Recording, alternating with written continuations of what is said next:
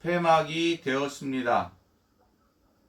올림픽을 보면서 참 마음이 아픈 장면이 있었습니다. 러시아 피겨스케이팅 선수인 15세 발리에바 선수 이야기입니다. 어린 나이에 천부적인 재능을 갖고 피겨계를 평정했다는 말을 들을 정도로 대단한 선수였나 봅니다. 그러나 여러분이 아시는 것처럼 이 선수가 금지 약물 도핑 검사에 걸려 축제가 되어야 할 올림픽이 말 많고 탈 많은 대회가 되고 말았습니다. 러시아 동료 선수가 이 선수에게 이렇게 얘기했다고 합니다. 이제는 끝이다. 지옥 생활도 끝이다. 라고 말입니다. 올림픽 금메달이 뭐길래 10대의 어린 나이에 혹독한 지옥 훈련을 하며 금지된 약물까지 사용하며 그런 삶을 살아야 할까요? 어른들의 욕심이 한 어린 선수를 지옥으로 몰아넣은 것은 아닐까요? 어린 시절 초등학교 운동회 날이 되면 온 동네가 잔치 분위기였습니다. 아마 여러분도 기억하실 것입니다. 흥겨운 음악 소리와 자녀들을 응원하는 소리, 친구들과 자기 팀을 응원하는 소리, 모두 즐겁고 행복한 얼굴들입니다. 맛있는 도시락도 나눠 먹고 진 팀은 승리한 팀에게 박수를 쳐주고 마무리합니다. 그 누구도 운동회 때문에 지옥 같은 생활이 끝났다, 눈물을 흘리며 슬퍼하는 모습은 없었던 것 같습니다. 물론 우리나라 선수가 금메달을 따면 너무 좋기는 합니다만 올림픽도 그런 운동회 같으면 안 될까요? 말로는 스포츠맨십을 이야기하면서 실상은 그렇지 않은 것 같아 올림픽 경기를 보는 내내 마음이 편치 않았습니다. 경기에 참가한 모든 선수가 행복했으면 좋겠습니다. 경기를 관전한 모든 사람들이 행복했으면 좋겠습니다. 모두 즐겁고 행복하기 위해 올림픽이라는 대회를 하는 것이었으면 좋겠습니다. 모두가 행복하지 못하는 이유가 무엇일까요? 우리 큰딸이 실용음악을 전공하기 위해 준비하다 보니 아이돌 연습생들의 삶이 눈에 들어옵니다. 아주 어린 나이 초등학생 때에 기획사에 들어가서 합숙 생활을 하며 정말 말할 수 없는 고생을 하며 성공한 아이돌이 되기 위해 살아가지만 살아남는 그리고 행복하게 살아가는 사람들은 별로 많지 않은 것 같습니다. 치열하게 최선을 다해 열심히 살아가는 모습은 아름답고 귀한 모습이지만 성공을 향해 달려가며 힘들고 지친 영혼과 낙오되는 사람들을 보게 되면 과연 최고가 되어야만 높은 자리에 올라야만 행복한 삶이라고 말할 수 있을까요?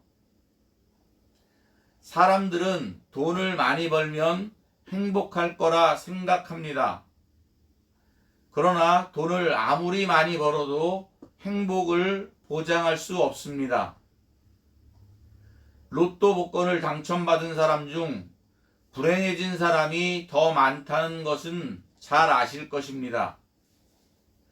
명예나 높은 지위를 가진 사람이 행복할까요? 당연히 그렇지 않다는 것은 우리는 너무도 잘 알고 있습니다.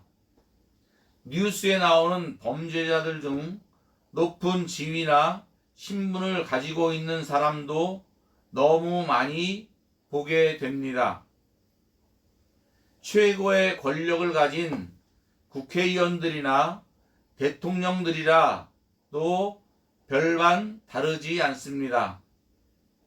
자신도 행복하고 남들도 행복하게 만들어 주겠다고 권력을 쟁취하려 하지만 권세자들 역시 행복하지도 행복하게 해줄 수 없습니다.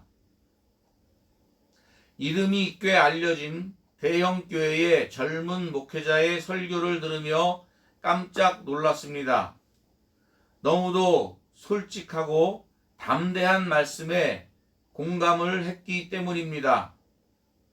우리 사회는 공부를 잘하는 사람들에게 우리 사회를 맡기면 행복하게 해줄 거라 생각했지만 그들은 행복하게 해주기는커녕 실망만 시키고 죄를 짓고 살아가는 모습을 보며 그들에게 기대하지 않는다는 것입니다. 대형 교회이기 때문에 잘 사는 사람도 많이 배운 사람도 많고 신분이 높은 사람도 많을 것인데 용감하고 담대하게 당당하게 말씀을 선포하고 있었습니다. 그리고 저희 같은 군선교사님들에게 부탁했습니다. 이 땅의 젊은 청년들에게 하나님의 말씀을 잘 가르쳐서 신앙을 그들의 마음속에 심어주기를 간곡하게 부탁하고 있었습니다. 신앙이 올바른 사람들이 나라를 살리고 이 민족을 살릴 수 있다고 복음을 전하고 있습니다.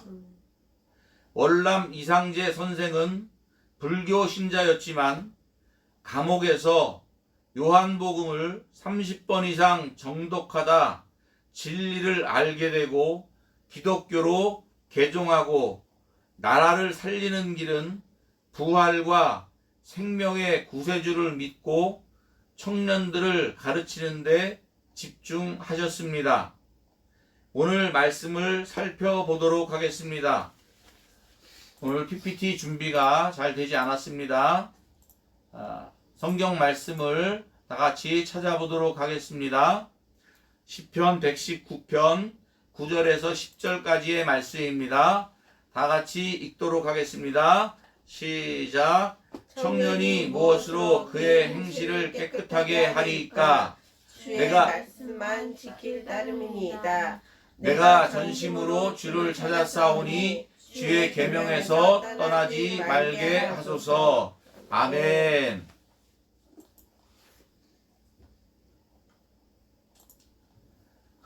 청년들에게는 열정이 있습니다. 야망이 있습니다. 혈기가 왕성합니다. 욕망이 있습니다. 자신의 힘과 능력으로 무엇인가 할 수 있다고 생각합니다. 과연 청년들이 무엇으로 그 삶을 깨끗하게, 경건하게, 거룩하게 살아갈 수 있겠습니까? 말씀을 보면서 왜 이스라엘 사람들은 모세가 권면하고 유언하고 여호수아가 그렇게 가슴 절절히 하나님을 버리지 말라고 오직 하나님만 섬기고 살라고 외쳤음에도 이스라엘 백성들은 하나님을 버리고 또 하나님도 섬기고 우상도 섬기고 하나님이 싫어하는 일들을 하며 살게 되었을까요? 그렇게 무섭게 징계하실 것이라 말씀을 수없이 반복하셨음에도 그들은 왜 하나님을 배반하였을까 생각했습니다. 그들 마음의 욕심 때문이었습니다. 좀 더 부자가 되기 위해, 농경신인 바알을 섬기어 더 많은 농사를 지으며 수확을 얻고 싶었기 때문입니다. 쾌락을 위해 이방 종교를 따랐습니다.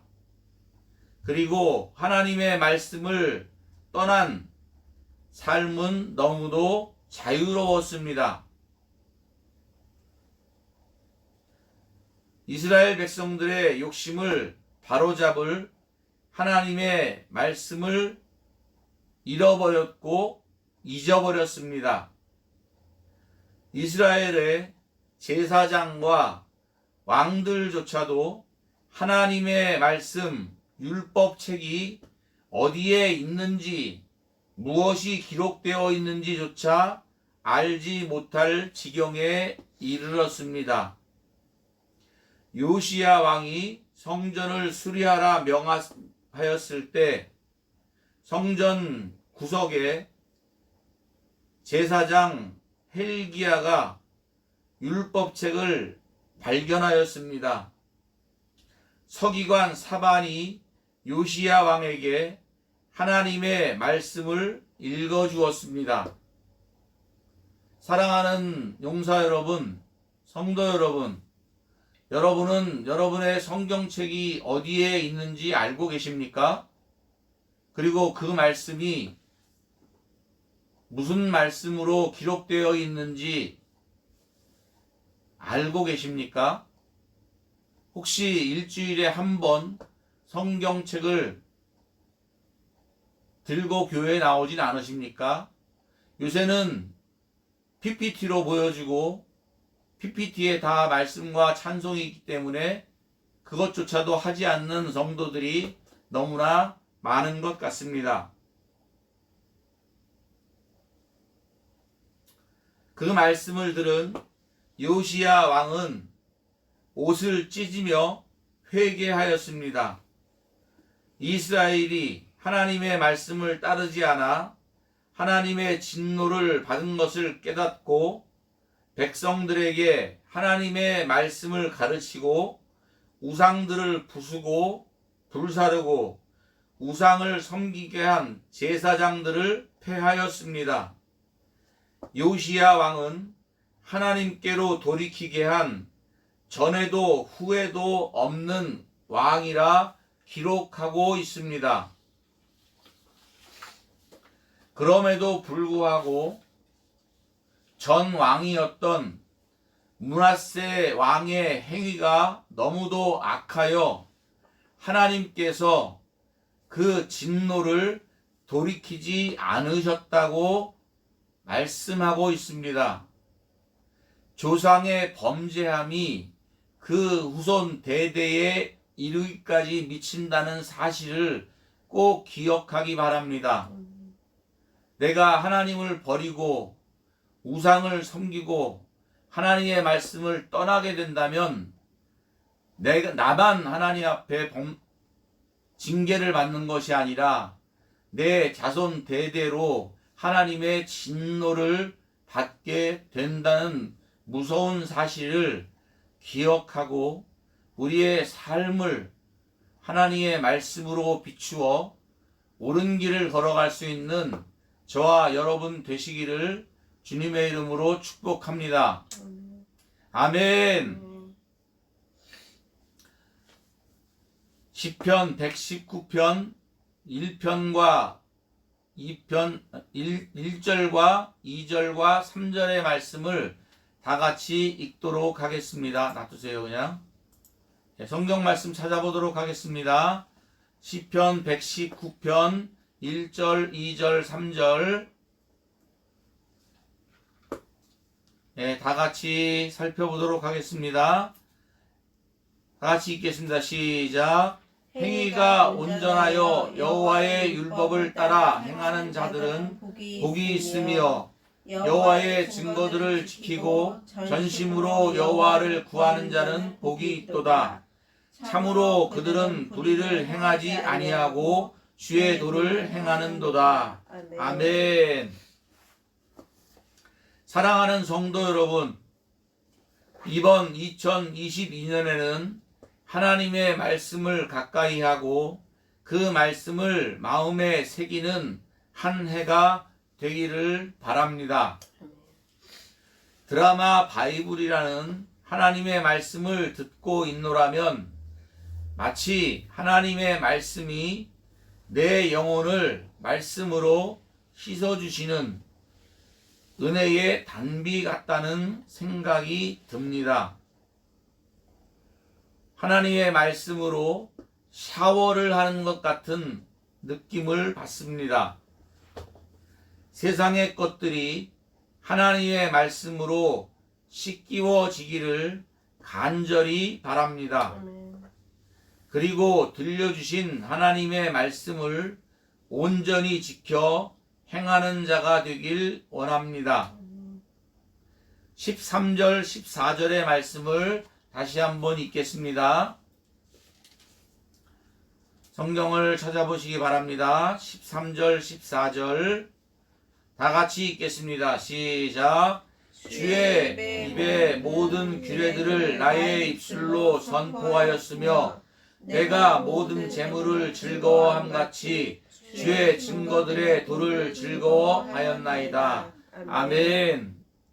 하나님의 말씀을 읽을 때에 하나님의 말씀을 나의 입술로 선포하는 마음으로 읽으시길 바랍니다. 세상을 향해 나 자신을 향해 하나님의 말씀을 선포합시다. 그 말씀의 권능이 우리 앞에 어둠의 괴계가 깨지고 무너지고 사슬이 풀려지는 것을 믿습니다. 그리고 14절의 말씀은 너무도 재밌습니다. 내가 모든 재물을 즐거워함 같이 주의 증거들의 도를 즐거워하였나이다. 하나님의 말씀이 내가 황금을 즐거워하는 것처럼, 금은 보화를 즐거워하는 것처럼, 돈을 즐거워하는 것처럼 그 말씀을 즐거워한다고 말씀을 하고 있습니다. 사랑하는 용사 여러분, 하나님의 말씀을 황금처럼, 금은 보화처럼 즐거워하는 저와 여러분 되시기를 주님의 이름으로 축원합니다. 15절, 16절의 말씀을 다 같이 읽도록 하겠습니다. 살펴봅니다. 15절, 16절. 내가 주의 법도들을 작은 소리로 읊조리며 주의 길들에 주의하며 주의 율례들을 즐거워하며 주의 말씀들을 잊지 아니하리이다. 아멘. 시편 1편에 복 있는 사람은 하나님의 말씀을 즐거워하여 그 말씀을 주야로 묵상하는 자로다 라고 기록되어 있습니다. 그 말씀이 이 119편 15절 16절에 잘 기록되어 있습니다. 하나님의 말씀이 너무 좋아 작은 소리로 노래함같이 읊조린다고 하고 있습니다. 마치 유행가가 너무 좋아 그 노래를 콧노래로 부르는 것처럼 하나님의 말씀을 작은 소리로 읊조리며 하나님의 말씀을 마음속에 되새기는 것입니다. 그 말씀을 기억하고 그 말씀을 잊지 않고 살아가는 것, 이것이 바로 하나님의 복을 받은 자의 모습이고 행복한 자의 모습입니다. 이런 사람이 하나님의 말씀의 빛으로, 예수 그리스도의 빛으로 세상을 밝히고 누군가의 길을 비춰주는 등불이 될 것입니다. 사랑하는 성도 여러분, 1등이 행복한 것이 아니라 하나님과 함께하는 자가 행복합니다. 그리고 다른 사람을 행복하게 할 수 있습니다. 하나님의 말씀과 동행하는 저와 여러분 되시길 축원합니다. 아멘. 아멘. 다 같이 우리 소원이라는 찬양을 먼저 부르도록 하겠습니다. 가사 좀 띄워주세요. 없어? 소원이라는 찬양 가사 있나요?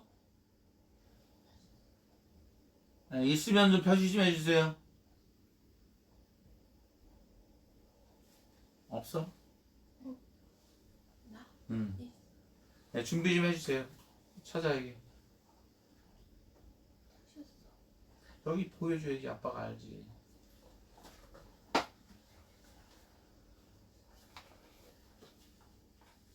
잠깐만 기다려 주십시오.